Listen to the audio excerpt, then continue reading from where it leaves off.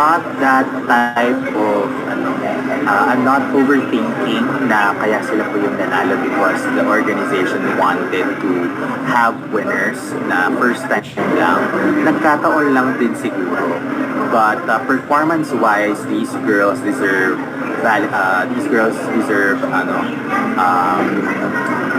recognition also.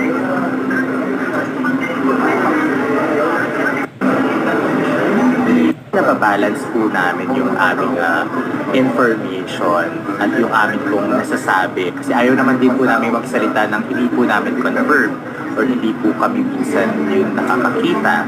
So, ganun po. So, to those who are saying na takot po kami magsalita because accredited media po kami ng Miss Universe Philippines. Hindi naman po. Because nung isang araw, tinawag ako ni Mama J sa lobby.